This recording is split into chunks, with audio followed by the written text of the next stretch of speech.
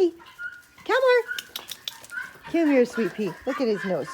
That is the fault of the kittens. He loves to play with kittens. Don't you, honey? Good boy. Let's talk raw honey. Now this is actually from my own hive. Yes, praise the Lord. It's really cool. It's the honeycomb that was just like extra because that was my first year, so I didn't get really any quarts or any pints of honey. But what I did get is some like spur cone where it's just like growing randomly in the wrong place. And so I was like, hey, why don't I just take that and I'm going to use that.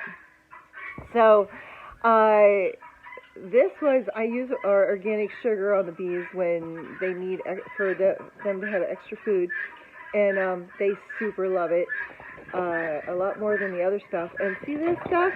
This is pretty amazing. I've been using it as you know, you can use raw honey for antimicrobial properties, and I've been using it on the dog's nose because he likes to play with the cats. He loves to play with the cats. But the cats, when they play, they use their claws. So, raw honey. And so I'll put raw honey on, and then I'll put plantain salve on top of that. And that kind of keeps it sealed in, and it seems to really do really well with his nose. So this is why he has to get plantain salve and raw honey on his nose, because he's silly and he loves the cats.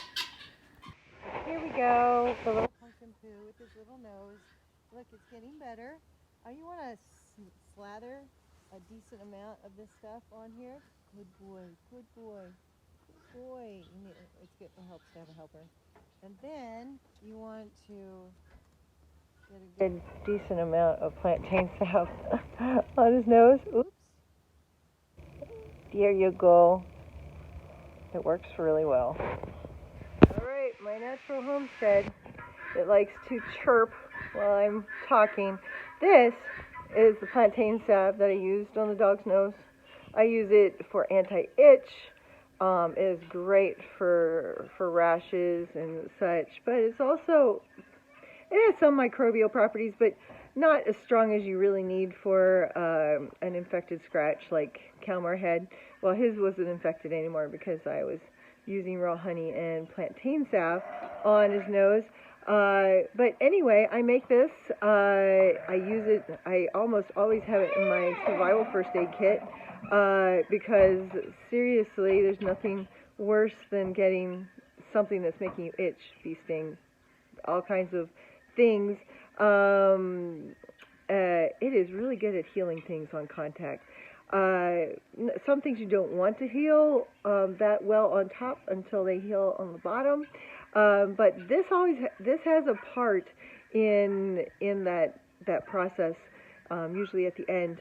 So I usually use this in my first aid kit. I do have a course on how to make first aid kits, different first aid kits. I'm going to add the survival first aid kit to my list of kits that I have to make, but the course takes you through how to choose what to put in your kit. There's only so much space, so you have to be diligent and you have to kind of know what the uses for your kit are going to be so that you can make those decisions, and hopefully your kit will have what you need. If the kit's too big, it's hard to carry, but yet you can't really know all the things that you're going to come in contact with. So different kits have different purposes.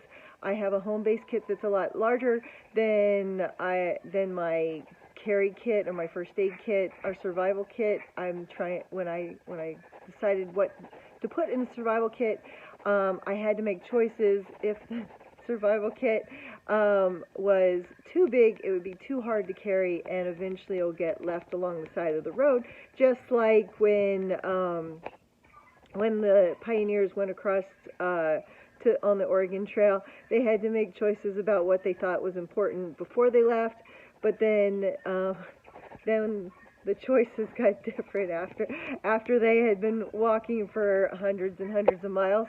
And so I try to make those choices ahead of time. That's Gandalf, by the way. He's adorable.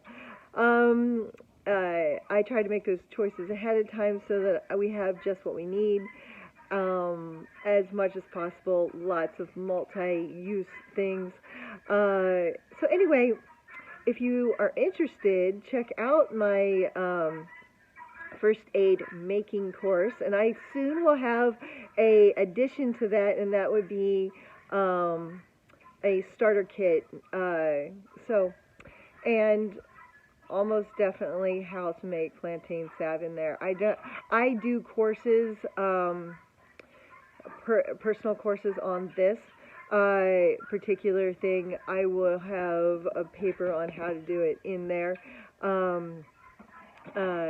Anyway, I hope you have a blessed day. Check out my site. It's called herbalresponse.com, and enjoy your day.